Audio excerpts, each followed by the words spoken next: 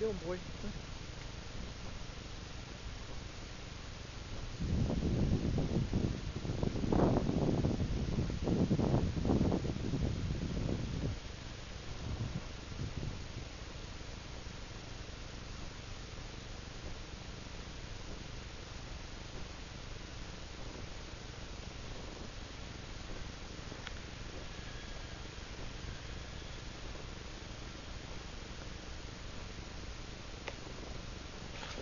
Hi, boys and girls and fellow log cabiners.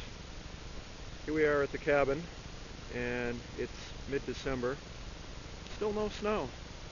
Parts of the state have gotten snow, but not us. Just a few flurries, that's it. So here we are at the cabin.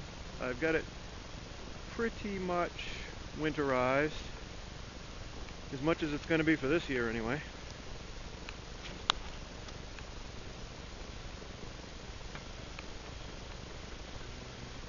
And as you can see,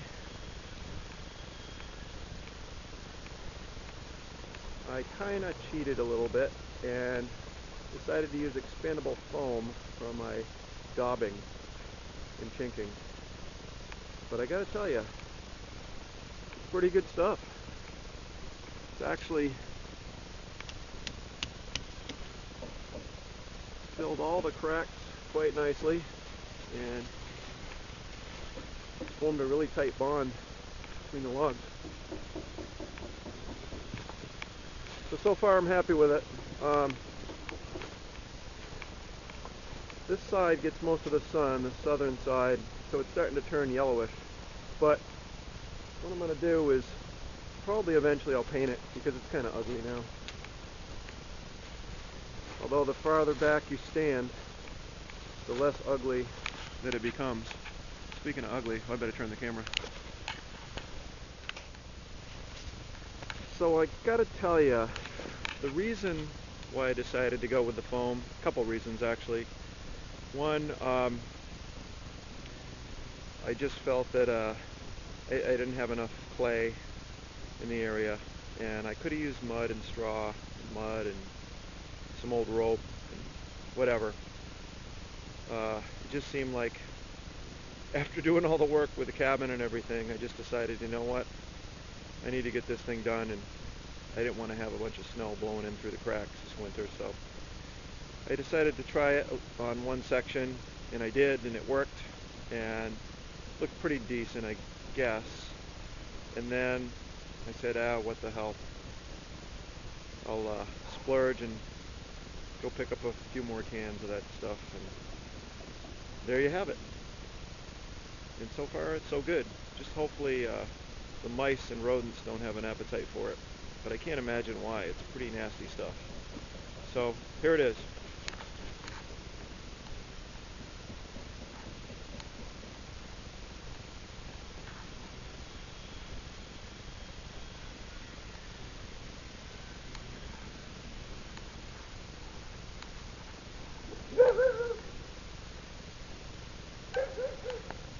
There goes my dog.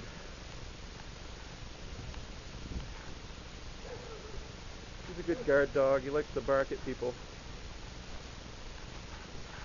But he's actually a pretty nice dog. Friendly and playful. Copper, what are you doing? What are you doing, huh? Scaring away the bad guys, huh? There's the north side of the cabin. See the sun there.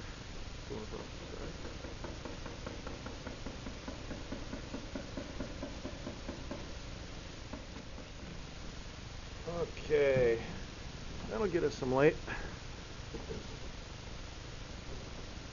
What are you doing, Copper?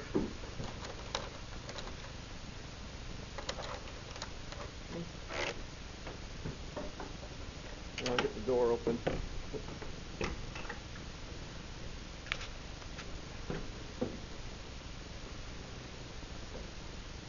There we go. There's my candle lantern, and now that we got a little bit more light in here, there's a view of the inside of the upstairs of the cabin. And a nice old rug from the recycling center there. Keep the splinters out of your feet. And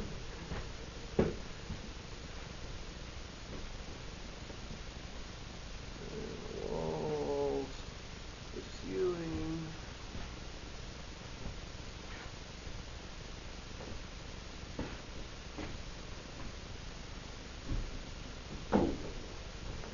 Little cot in case I want to take a nap.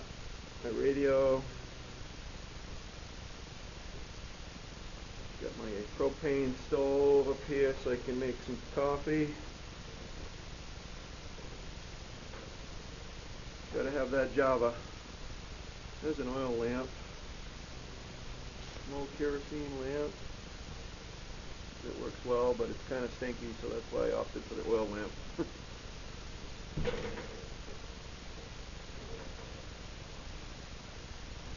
Looking out the back, pond.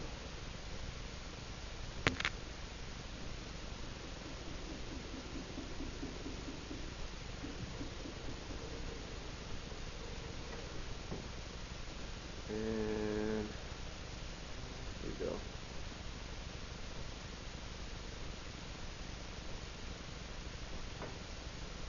There's my little candelabra. Looks good. Just got to keep the candles away from the logs because that's not a good combination.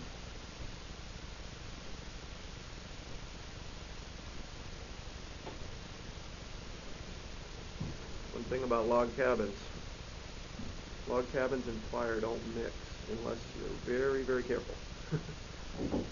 Which reminds me, sometime next summer we're going to be working on the wood stove project, so we'll see how that goes. Okay, until next time, this is Smooth saying bye-bye for now. Happy log cabining.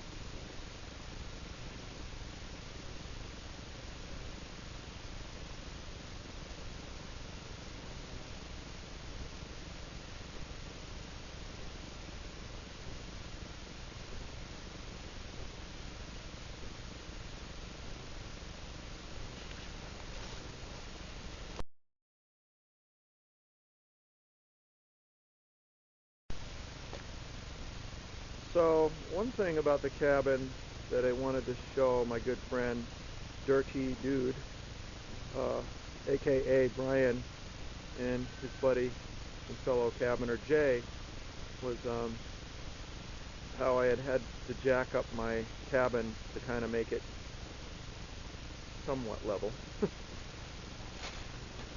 The word level is kind of an oxymoron when it comes to log cabining. So anyway, I did start, originally when I built the cabin, I had it set up on fieldstone. And as you can see, kind of like I made like little pylons of fieldstone. And it worked for me because I have a wood floor.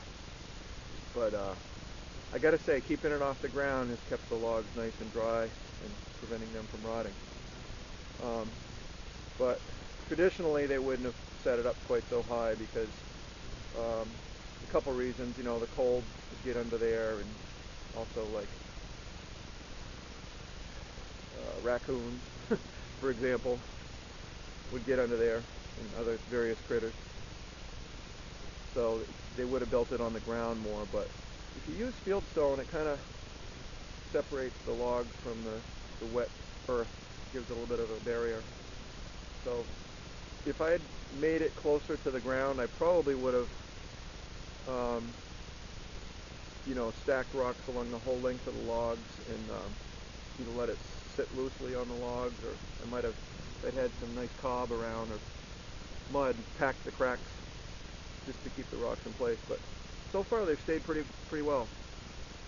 I have had to jack it up and re-level it a couple times, but it was primarily during when I was building it, and I would stand back and taking a look at the cabin, I was like, well, this corner is kind of low and it looks crooked as hell, so that's kind of why I had to jack it up. And by the way, it still looks crooked as hell, but it's about as good as it's going to be. So there you have it.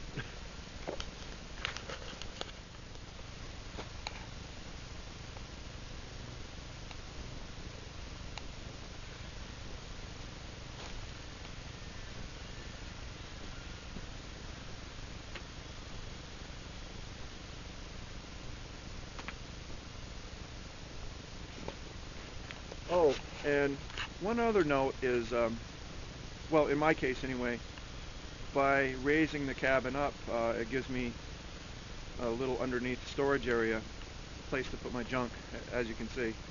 But it's working out well. And I might try this, but I really haven't had a problem yet. But for people that have problems with mice, you know, getting into stuff and chewing through insulation, and in my case maybe foam, it hasn't happened yet. One thing I was told, and it seems to work for a friend of mine, is to take some mothballs and sprinkle them underneath in and around areas where mice might get into things, and they really hate the smell of that. You don't have to put them inside, just sprinkle them around the outside, and it forms like a barrier. So anyway, just something, that little tidbit that a friend of mine told me about, and it apparently works. Alright, this is Smooth saying, we'll see you sometime. And for all of you out there, happy holidays if I don't talk to you by then. Take care. Bye-bye.